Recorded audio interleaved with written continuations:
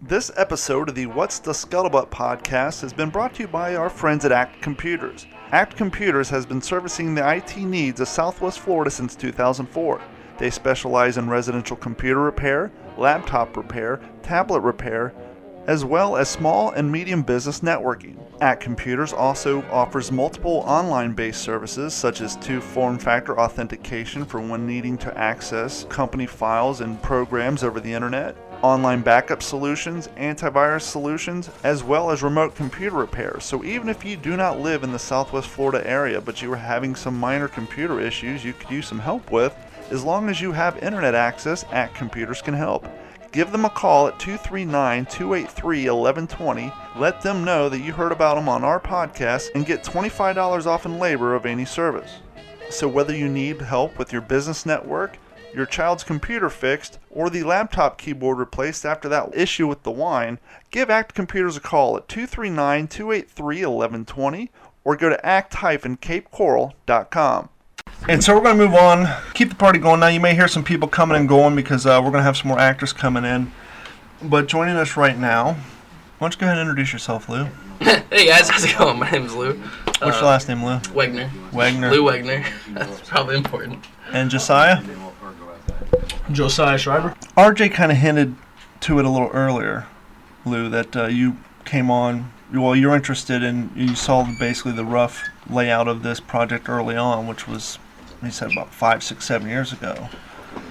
And I'm assuming that when the project started steamrolling down the line and it actually started coming to fruition, you probably got pretty excited. Did you do any research, or how do you prepare yourself for such a role like this? Well, a couple things. One, I think it was a little longer because I actually, at first, was nervous that there wouldn't be a role for me. I mean, I'm 23 now. I think I was 14 or 15 when I had first read the script. And, I mean, you have Tommy, who's a kid, and then you have Marines who at least have to be 18. Yes and no. Sid Phillips, famous Marine, turned 16 on Guadalcanal. Really? Yes, back in the day, obviously we didn't have computers. We didn't have the infrastructure. And because patriotism was at such an all-time high, it was quite common for parents to lie and say that their kids were 18 when they were actually only 15, 16 years old, 17. Wow. And so it was very common for, which is even more amazing, the fact that, like I often say, nowadays you can't get a 16-year-old to mow the grass, but 75 years ago you had 16-year-olds landing on Normandy. Yeah. And so, yeah, I mean, it's crazy to think about. I mean, regardless, I was just nervous, and I was, I read the script, I loved it, then read the book, loved it, wanted to be a part of it so bad, and didn't think there was a role for me in it, so I just, supported it. We're a huge military family, and I was the one person in my family that chose the acting route, and I've always wanted to find a way to pay some respects to my family and kind of go through what my parents have gone through and my other relatives, and in a weird way, I'm kind of glad it took them this long to make this movie because I don't think I would have been any other way. It's interesting because you said you're 23 now, but they reached out to you so long ago. When did you start acting, and how did you get into acting? I'm the worst person to ask how to get into acting because I was literally in the best place at the best time. I was an active sports player as a kid, and I was into fencing, and I was at a fencing competition at the convention center in Ohio, and there just happened to be a volleyball competition next door, and a talent scout was there visiting their niece from LA and saw me practicing in the hallway, and they just happened to be casting an episode for a show called Modern Family where they needed a fencer, and they basically just asked if I'd be interested and talked to my parents, and next thing I know, I went from a 13-year-old in a small town in Ohio to a 13-year-old in LA working on a major production. And yeah, because Powell, Ohio isn't exactly the hotbed of casting, and I know this because you and I grew up about 45 minutes apart. I am from Grove City, Ohio, which is a suburb of Columbus, and I spent my 18 and 19 year old life fertilizing lawns in Powell, Ohio, and so I'm very familiar with where you grew up. And it's such a small world, and so for you to just be at a fencing practice, and that's, stories you used to hear a lot in the past. Oh, I was just down at the beach, or I was at the mall, and I, was asked to come try out to be a model, and now I'm, Cindy Crawford and all that. But in fact, it was the truth. I mean, not only were you just, I was discovered down in Malibu. No, you were in effing Powell, Ohio. Yeah. Actually, probably Columbus, doing a fencing tournament. And so, I mean, that in itself is an extraordinary feat. Yeah, I fell into this out of nowhere, and it's just something I fell in love with, and I just decided to turn my whole life around and dedicate my life to being an actor. And I'm not one of those guys that's in it for the fame, the fortune. I just love doing it. Ever since I was a little kid, I've watch movies I like 100 times in theaters. My mom and I would go to the Dollar Theater, watch movies over and over and over again. And the Dollar Theater in Dublin? Yeah, at Gary's place. I used to skate up from that place. But, looking at this 10 years later and being here now and doing something that was so much in awe of as a kid, and looking back and not ever thinking that was ever, not even like thinking that was something that was possible. Those thoughts never crossed my mind. I wasn't in theater. I wasn't doing any kind of acting as a kid. I just literally fell into something that I'm crazy passionate about, and it's been so long. I honestly don't know for the life of me how I met Bobby and Chelsea. I couldn't tell you. I don't even remember. I just know that I read the script and it was so powerful, and I've always also had a huge passion for animals, and I've been working with Kids Animal Cruelty in my charity for a long time, and to be able to bring the two biggest things in my life, acting and animals, together in a project that is just so near and dear to so many people's hearts, and bring it to life has just been a really rewarding experience. Now, Josiah, I know you are from Georgia. Are you from Atlanta? Yes, sir. How did you get into acting? When did it start for you? So, actually, I am fairly new to acting. I usually tell people my first role was August of 2017, and I ended up signing for like one of those shading casting, agencies or whatever. They call themselves an agency, and one of the guys. What you do is you come down here and you pay our photographer $500. We'll get you some headshots. Yeah, pretty much. The old Lou Pearlman routine. But it's funny that it happened that way, and I wouldn't change anything because one of the guys there, he just sent me a random text, and this was outside of the agency. It was just guy to guy. He sent me a text. He's like, "Hey, go to this casting call." So I went to the casting call. There was about 400 people crammed into a little room, like a little event space, and I was one of the last people to show up. I was in the back of the line, and they were bringing people into the casting room about 20 at a time. Cattle call. Yeah. I was there for about 3 hours. They finally got to the last group. I was in the last group, and they picked me and one other girl to improv a scene. And this is my first audition of any type, and it's in person. And I'd never been into theater. I had one drama class in like middle school, and so one of the casting directors, she said, improv this scene. This is what I want you to do. And improv's such a different art than acting. It's one thing to read a script, but to improv is, that's more of a comedic aspect. That's what a lot of, stand-up comedians do to learn that craft, and then they go on from being a comedian into acting. And so to have someone who's never even done community theater, has never been to an improv or done anything like that, say, oh, okay, improv the scene. Here's a place. Here's a subject. Go. So improv isn't always necessarily comedic, though. Yeah. In fact, the scene that she asked me to improv was me and one girl, and it was pretty heavy, man. It was a domestic violence PSA that I was auditioning for. So she asked me to act like a drunk boyfriend who was going off on his girlfriend, and people that know me know I'm a kind-hearted guy. I don't get angry easily, and I ended up, I gave her one take, and I guess I don't know, she liked my look. She said, do it again, more angry. And so I did it again, and she said, okay, it's good, do it again, but I want you to be angry. And I did it, and I went for about 2 minutes, just improvising, and as soon as I finished, the rest of the 20 people that were in the room with me just started clapping. Yeah.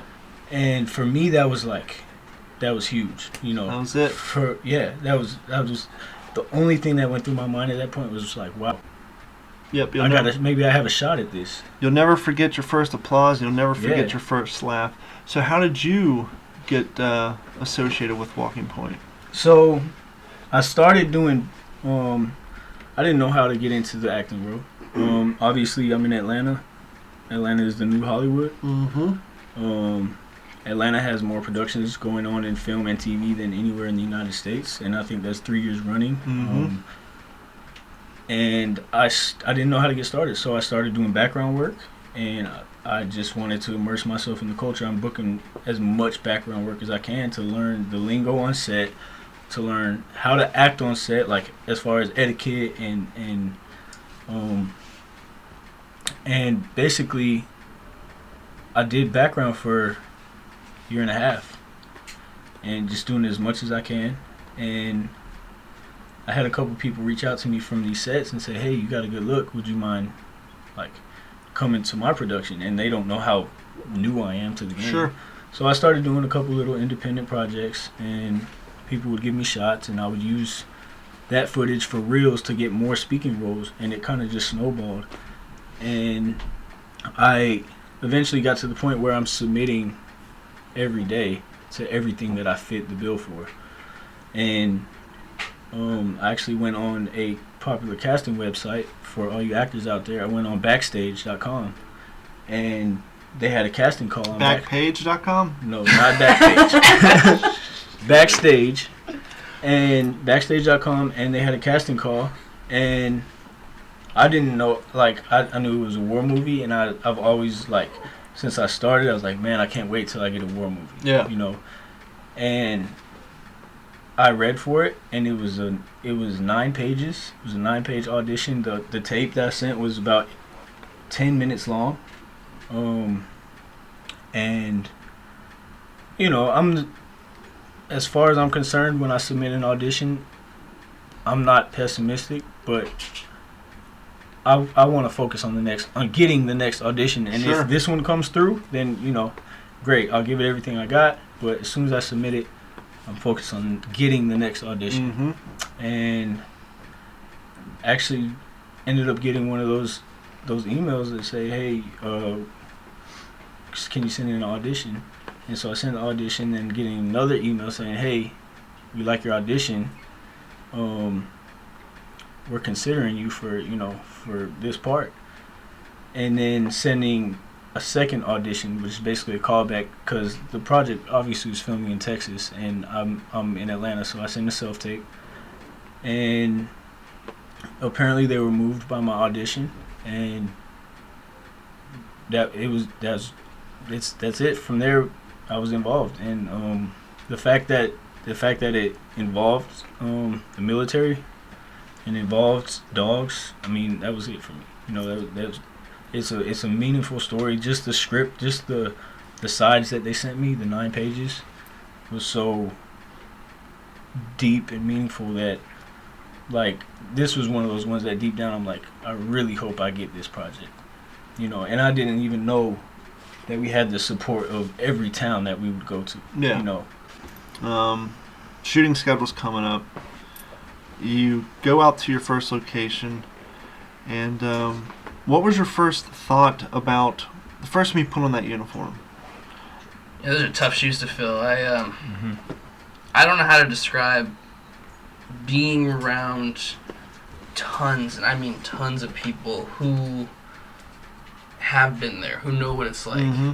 And being an actor, you don't feel like you measure up. You're like, how can I portray something I've never been through, realistically seen, realistically known what it feels like to have the emotions and the impact that is on a lot of these soldiers. And I got really nervous, honestly, that I wasn't going to do a good job. I was really scared.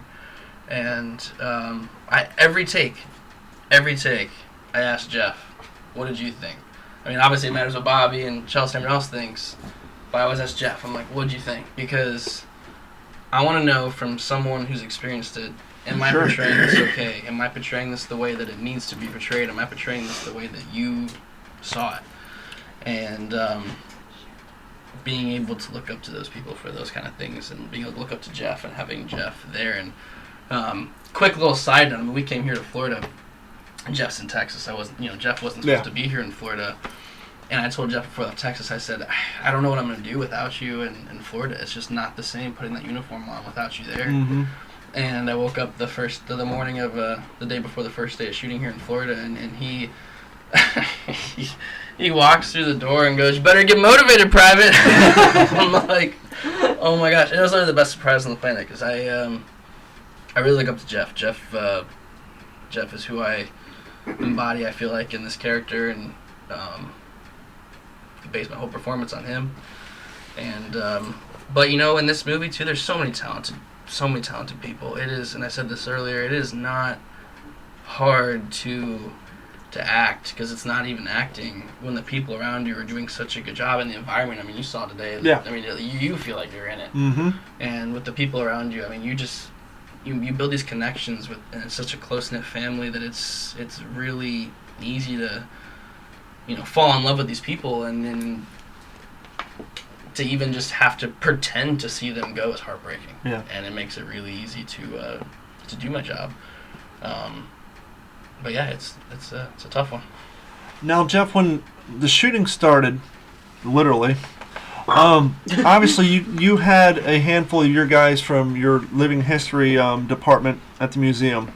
Obviously, those guys spend a lot of time researching, trying to fill the role, play the role, and let's be honest, they've done enough events that they've kind of had their practice roles. They've gotten proficient of what they need to do, carry the weapons, wear the uniform, how to act while in the uniform. First day of set, and you had these actors come in. Some of them may have played some military personnel in past projects, most of them probably not. How easily did they fit in with your living historians as far as the fit and finish? Was there a steeper learning curve? Did you have to take more time with them? Were you surprised at how well they picked it up? It takes one attribute: passion. Of all the volunteers that we have at the museum, we all have one thing in common, and we want to tell that story. Some of them served in the military over 30 years. Some of them served a single day. Mm-hmm. We didn't treat the actors for Walking Point any different than we treat any volunteer that comes through and that wants to participate in the Living History program. It's a passion for telling a story, for evoking emotion, for honoring the greatest generation. Whether they're actors, whether they're active duty Marines, it doesn't matter the background. Harnessing what they have inside of them and what they want to do, what they want to evoke, it makes my job so much easier. Well, I know today I could see the passion and their curiosity, because when you got out the Arasaka and we were going to do some live firing for audio's sake, all the actors came out like, ooh, I want to shoot. So that passion and the interest and the curiosity alone, because let's be honest, you and I take it for granted that we have the ability to go out and shoot M1 Garands, to shoot Arasakas, to shoot Noble rifles and all that. We take it for granted that we have access to these 75, 80, if you're shooting a 1903, 104-year-old rifle, what have you. But it's nice to see the curiosity and a passion from other people, like, oh yeah, this is something special that not everybody gets to do every day. And I'm sure that passion and that curiosity definitely helped carry over to them wanting to portray the best they could. Absolutely. There's so many ways I found since I've separated from the Army so long ago now. There's still so many ways to serve your country. Mm-hmm. And I've tried to, I don't know the first thing about acting. Sure. I've learned a lot from guys like Lou and Josiah. And I think Lou said it best when he felt like he wasn't even acting. you're just in the moment. And it just comes so easy to a lot of these guys here. It was just amazing to watch their talent. But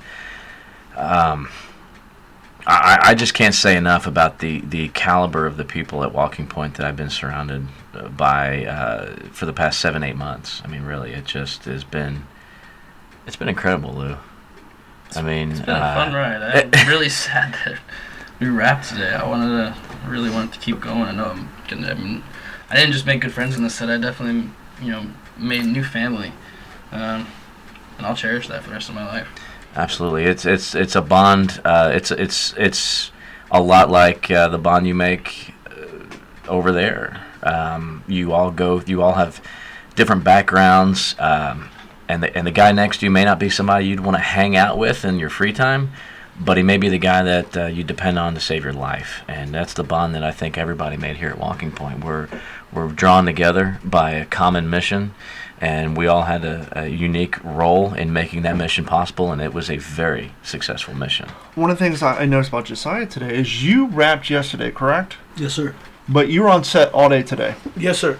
And there was times where, in order to get the shot done, you, for all intents and purposes, had to play the role of a human anchor, and that role needed to be filled, and you were right there. You filled it. You did everything that needed to be done to show a tremendous amount of character, not only with you, but with everybody, because on a project this small, and obviously when you guys were shooting in Texas, you had a bigger cast and crew, whereas when you're down here, it's even smaller, and for each one of you to step up to do what you need to do to help get the project done, I think says a lot about you, and the fact that you didn't have to be out in the hot sun for 13 hours today, but you were.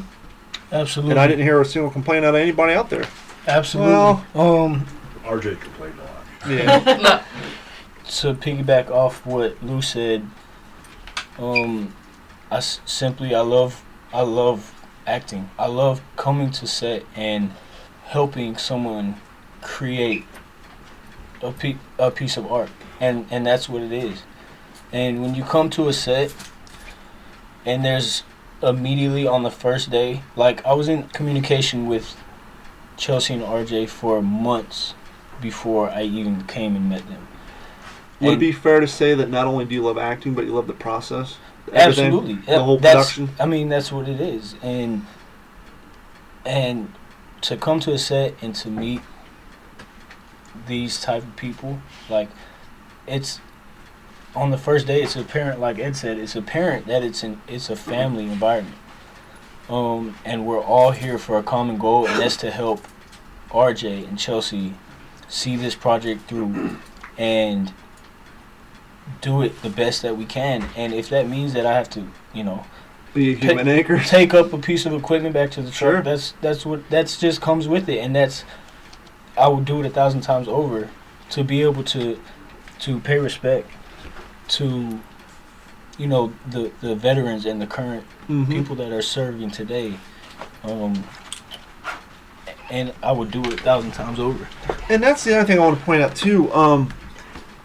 This goes for you, Lou, and the other actors. Back to what I said earlier about when you guys wrapped the shooting today, you guys could easily hop in your cars and roll back and say, hey, let the crew pack the shit up. We're done. We did our role. But you guys didn't. You stayed there. You guys packed up equipment. You were humping heavy gear down paths, and you were more than just actors. You were a part of the crew. You guys did your part too to help get the project done. It's by no means, my project or Josiah's project. It's obviously it's Bobby and Chelsea's vision, but in a way it becomes your baby as well. You want to see it through. You want it to grow up and succeed and have the most successful career on the planet because your heart is in it. And when your heart's in it, I don't want a single stone to go unturned, and I don't want anything to be missed. I want everything to happen to the best that it possibly can so that it can be the best movie it possibly can. But I don't want you two to sell yourself short, because it's not uncommon to hear about actors who, once again, my part's done, I'm out of here. And you've been out in the hot Florida sun for 12 hours. Everyone in this room has sunburns. We're all still reeking of Deep Woods Off. We're dealing with mosquitoes and fire ants. And you guys could have easily, and I don't want to beat a dead horse here, but I just want people to realize the efforts that once your guys' roles were done, and once again, Josiah, he could have just hung out here all day in a hot tub and fished in the canal all day, but no, he was on set helping get the job done. And I think that says a lot about your all's character. Well, thank you. I really appreciate it. They're also being very modest because they were doing, I mean, you saw just a fraction of what they were doing. Yeah, because I was only here just for today. They were, to do, this movie, and especially with Duke, it takes a lot to deal with the dog, and I'm dealing with a lot with him, so I forget things at the camp and have to bring things back. And, we had Lou and Josiah running errands for me. I'm not they're the main guys. I'm just a handler. Yeah. And they're running back to get a tug toy or treats or water for Duke. And Josiah today, like you said, his shoot was over. Yeah. He didn't have to be out there. He's holding down for a scene, holding down a table, underneath the table, he's a human holding anchor. it down. So my dog can be, one, safe, and two, get a shot for RJ to make the film. What other film are you going to go on where one of the main actors is underneath a table and it's not benefiting him? Yeah, and that's one of the points I want to get across. Like I said, I didn't want to beat a dead horse, but I just want people to realize the amount of effort and passion that both these actors have, and not just these two actors, but everybody on this crew has put forth. And for someone like me coming from the outside, I've only been here for 12 hours today, but I noticed it instantly. I met you guys last night at dinner, but, in a noisy atmosphere like that, I really didn't get a chance to sit down and talk to you guys. But just as soon as I showed up on set today and saw you guys just doing anything that needed to be done, I thought it was great to see that, and it definitely shows the type of character you guys have, and I think you guys will both go a long way in your desires to further your acting careers. Thank you. That really means thank a lot. you. I just, in response to that, I want to say, thank you for for the praise, I guess. But sure. I didn't go any farther than anybody else that was here today. Yeah. I just every single person that was on this set in Fredericksburg as well. In Fredericksburg, like you say, it's kind of a small production. There's about 50 cast and crew. Yeah. In Fredericksburg. First of all, the resources that we had with Duke and Ed, and the resources that were provided by Jeff and Boom City Coffee and the different mom and pop restaurants that wanted to genuinely help and to be a part of a project like this. There was not a single person on either of these sets in Florida or Texas that was not a good person, that didn't have a good heart, and that I would not call my friend. And that says a lot about Chelsea and RJ.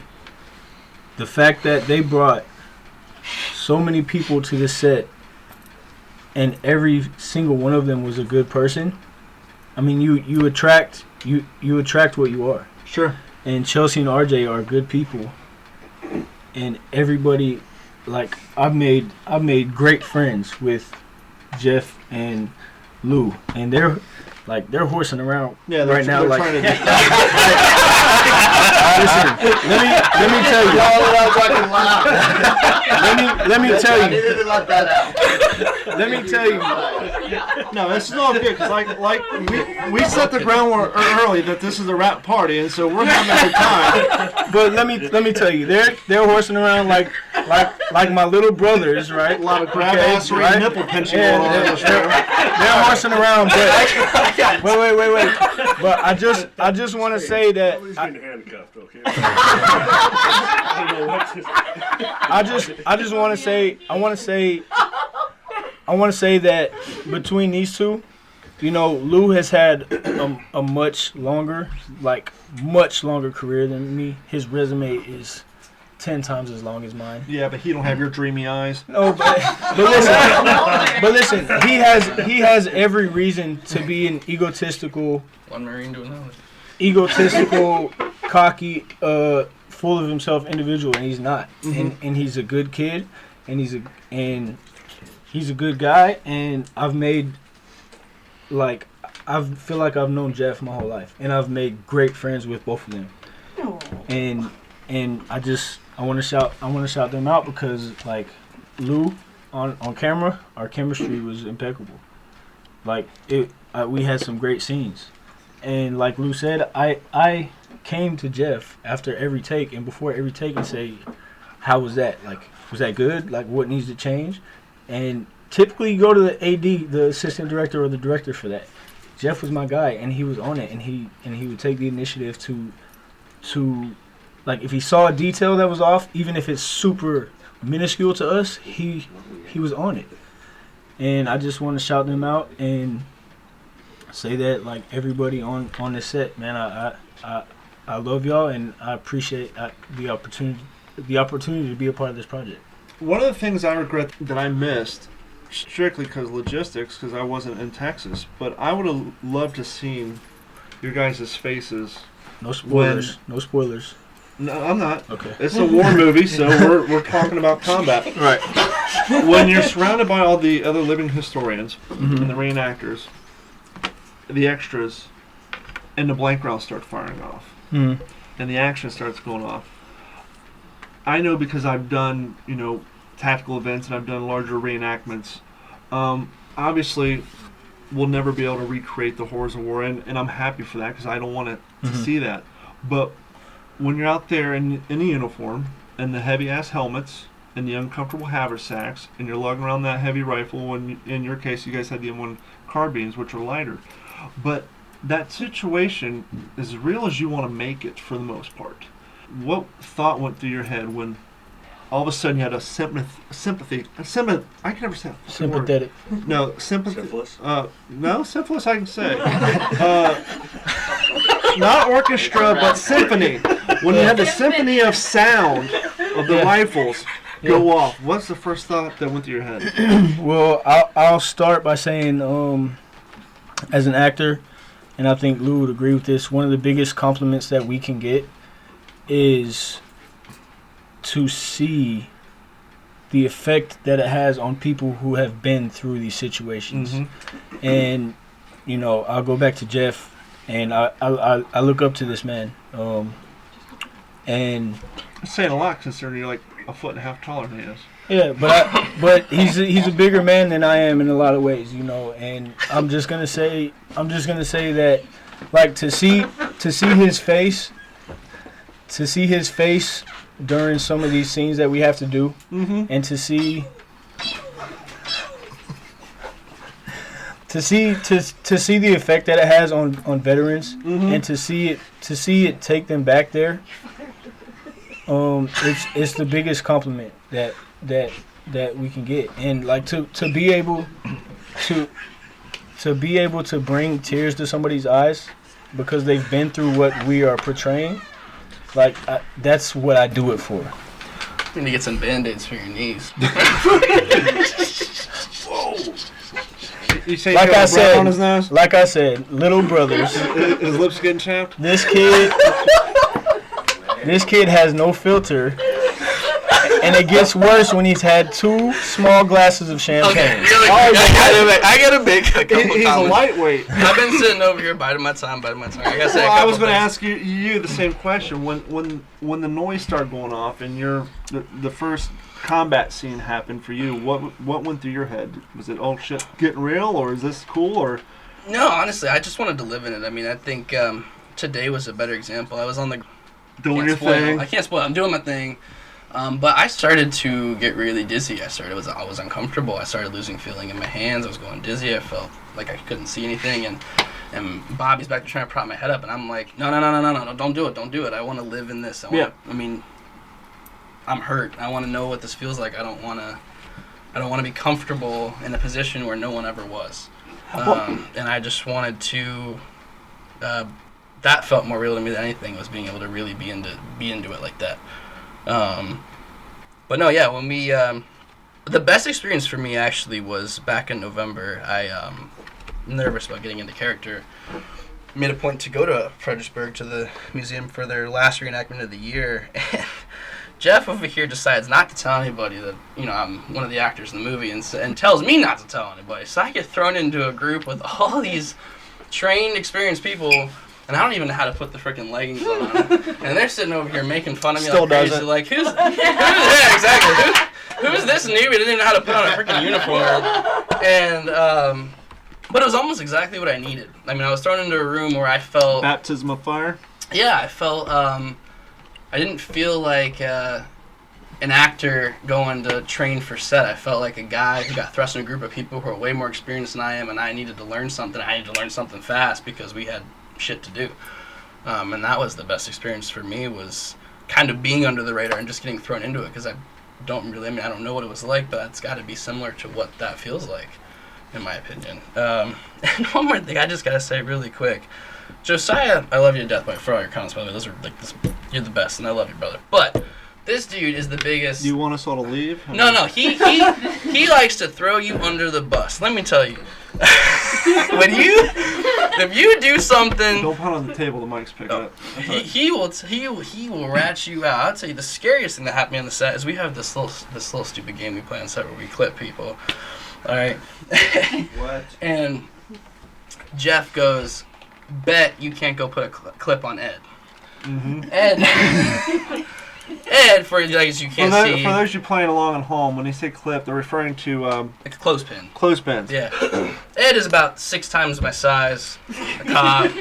Has a dog that could eat my face. And I confidently walk over there. I put this clip on his back. He doesn't notice, and I start sweating. Well, the guy looks like Negan. What do you expect? I walk up to Jeff. I'm like, all right, you made me put it on. You're getting it off. I'm not leaving that there. Freaking Josiah goes up and goes, yeah, Lou and Jeff did it, but it wasn't me.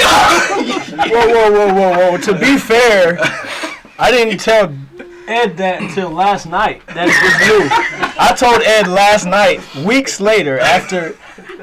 Who's throwing who under the bus right now? But here's what happens. So because of this, I end up getting handcuffed. Stuck in said handcuffs for, about 20, 30 minutes when we're in the middle of the shooting. With no key. He was inadvertently left at the other scene of the shooting. Wasn't my fault. Victim of circumstance? Yeah. But yeah, if this isn't show, we're just all like the best of friends here, and it's just been a wonderful experience making this movie. I don't really know how to explain it any other way other than I'm just really sad to be done with it. I don't want to go home tomorrow. I want Bobby to write 90 more pages and get us back out there like now. You may want to explain who Bobby is. Oh, so, okay. Everybody who is this Bobby? Bobby is RJ. Nickname. Bobby, director. A lot of things. But yeah, it's really sad to see this over, and I think we're all masking our sadness, for lack of a better word, for being done with it by just poking fun and laughing and having a good time. But it really is a sad moment, and I trying really hard not to tear up over here, but I don't want to be done with it. I'm gonna miss these guys, and it really sucks. Yeah. But it's been great. Yeah, we've both been on, like I said, Lou has a much longer resume than I do. We've both been on countless sets at this point, and you don't this is the first set that I've been on of this kind, where from the first day it feels like a family, and it's been absolute unforgettable experience. Like I would never forget this experience for the rest of my life. That this is one of my this is my favorite project I've done to date, and this may be my favorite project of my lifetime. And it's just been that impactful. And I just want to thank Chelsea and RJ for the opportunity. The rest of the cast that wasn't able to make it to Florida. Liza, she's the freaking sweetest girl in the world. Ian, Cliff, we miss you guys, but we're so grateful that we crossed paths. I'm so grateful that we crossed paths with you guys. And once again, thank you. Too. Donovan was running around like a madman. He had so many hats on. You know, Yeah. the director of photography, the grips, the lighting, the assistant camera. Everybody made this project the best that it could be, and I don't think there's anybody that could have had a better role. Well, if people want to follow your career and get a better look at your dreamy blue eyes, where would they find you on social media? So you can follow my Instagram at KYNG. Let me wait on the children. That's King with a Y. It's okay. Wait. Okay, we'll wait. Any more immature comments? I'm open. Nah. You're supposed to be professional, damn it. Okay, so no. I'm serious. So you can follow me on Instagram, KYNG_JOSIAH. That's King Josiah. King_Josiah. And that's where I post. That's if you want to keep up with my career. That's where I post. And I hope you guys follow me on this journey. And thanks again to my casting crew, Walking Point. And Lou, if people want to follow you, where would they go? Oh gosh, Lou Wegman. There's an underscore in there. Yeah, that's a long story. It's Wegner. Yeah, there's Lou LOU_Wegner WEGNER. Yeah, and check out Kids Against Animal Cruelty on Facebook, and if you're ever interested in getting involved, we're all over the place. Well, I want to thank both of you for coming on. Thank you. More importantly, I want to thank both of you for being cool with me today and hanging out with us. And I'm going to bring RJ back in here real quick because we have two more actors in. I just hope we broke the record for longest podcast ever. Yeah, we're going, but the part is we're actually set up in the crew's room, and they're waiting for us to shut the hell up so they can pass out. But we got two more actors in here we want to definitely sit down with. And before we bring them on, I just want to bring RJ on again real quick. Sure.